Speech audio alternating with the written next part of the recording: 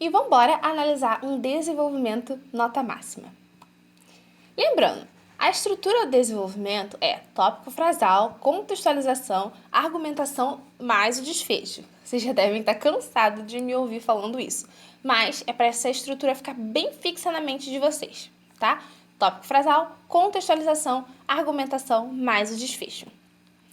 Então vamos lá. Eu peguei uma redação que tirou nota 1000, né, no Enem de 2019, que é a democratização do acesso ao cinema no Brasil, tá? Então, como é uma análise do desenvolvimento nota 1000, vamos analisar tanto o desenvolvimento 1 quanto o desenvolvimento 2, tá? Lembrando que tanto o desenvolvimento 1 quanto o desenvolvimento 2 tem que seguir essa estrutura aqui de tópico frasal, contextualização e argumentação mais o desfecho. Desenvolvimento 1.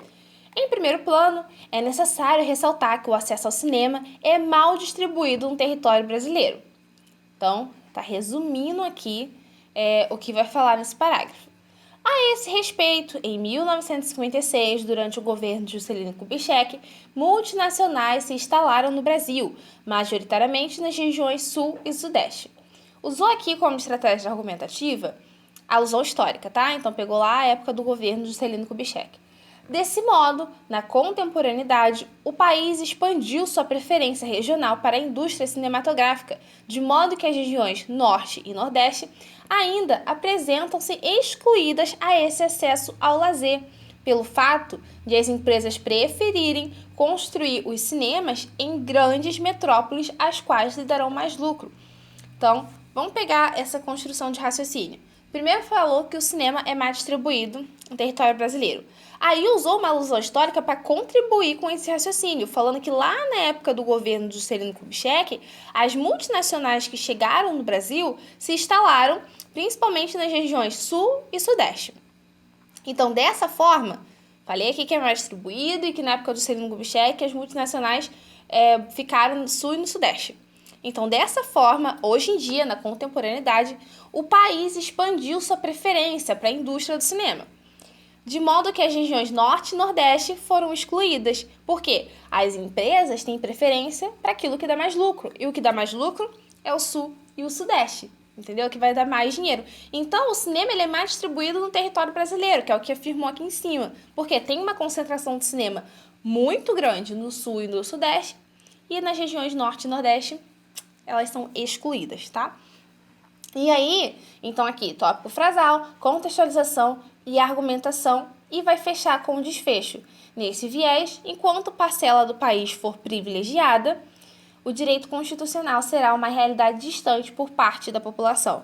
Então, fez um desfecho crítico aqui, falou um pouquinho da consequência e tudo mais. Vamos analisar o desenvolvimento 2. Já começa com o conectivo, ó, sinal de que vai dar bom. Então, ademais, o ademais é a mesma coisa que além disso. Outro fator, por que outro fator? Porque já apontou um fator lá no desenvolvimento 1.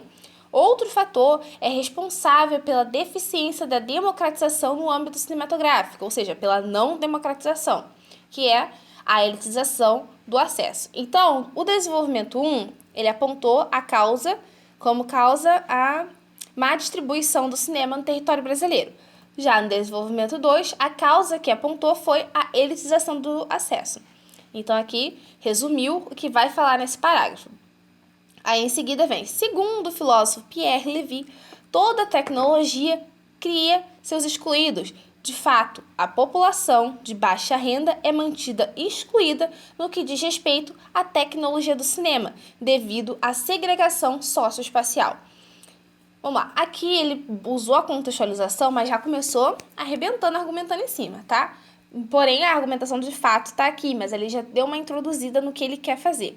Porque, segundo o filósofo, toda a tecnologia cria seus excluídos. Aí botou aqui de fato, ou seja, tá dando sentido de autoria, ó, tá falando de fato, tá expressando que ele concorda com aquilo, sem dizer eu concordo, eu acho, não. Tá vendo como só uma palavrinha já dá o sentido de autoria, já dá o sentido de eu concordo com isso, sem eu precisar falar eu concordo, sem botar ele dentro da reta? Então, vamos lá. De fato, a população de baixa renda é mantida excluída no que diz respeito à tecnologia do cinema, devido à segregação socioespacial. Nesse sentido, grande parcela dos cinemas se localizam em shopping centers, com ingressos caros que nem todos podem pagar. Tá vendo? Gente, eu falei que era a mesma redação, mas agora eu tô em dúvida se é a mesma redação, tá? Deu dúvida aqui agora. Mas depois eu coloco aqui na descrição se é a mesma ou não. Mas não faz tanta importância que aqui estamos analisando a estrutura do desenvolvimento. Então, vocês podem perceber que tanto esse desenvolvimento 1 quanto o desenvolvimento 2 segue aquela estruturinha de tópico frasal, resumindo, aí depois vem uma contextualização que está agregando valor, em seguida vai vir a argumentação. Nesse sentido, grande parcela do cinema se localizam em shopping center com ingressos caros que nem todos podem pagar. E aí, vem o que depois? O desfecho. Desse modo, é necessário que medidas sejam tomadas para garantir o acesso a todas as classes. Ai, mas já está introduzindo a proposta de intervenção. Tem problema fazer isso? Como você pode ver, não tem problema, já que aqui no desenvolvimento ele já apontou. Eu não gosto de terminar dessa forma, tá? Eu prefiro que você termine fazendo um desfecho crítico igual esse daqui, ó. Nesse viés, enquanto uma parcela do país for privilegiada, o direito constitucional será uma realidade distante para parte da população. Eu prefiro dessa forma do que dessa. Porque eu prefiro guardar essa, é necessário que medidas sejam tomadas para garantir o acesso, para botar lá na conclusão. Eu prefiro começar a conclusão dessa forma. Mas isso aí vamos conversar no módulo de conclusão, tá? Então é isso, gente. Vocês podem perceber essa estrutura do desenvolvimento que ela fica muito nítida. As redações nota 1000, elas seguem esse padrão. Elas têm esse padrãozinho que você consegue perceber quando você lê com aquele olhar crítico, quando você lê já buscando uma padronização. Então, você consegue perceber que tem tópico frasal, você consegue perceber aonde que eu uso o repertório para fazer a contextualização, você consegue perceber o tipo de argumentação, como que é feito o desfecho. Tudo isso são muito parecidos em redações de nota 1000, tá? Por isso que eu falo para vocês, para criar o hábito, criem o hábito de ler redação nota 1000, que vocês vão perceber isso aqui, tá bom? Essa teoria colocada em prática. Então é isso, foi essa análise aqui que eu fiz. É legal vocês fazerem esse exercício também, pegar uma redação e buscar entender a análise do desenvolvimento, tá bom?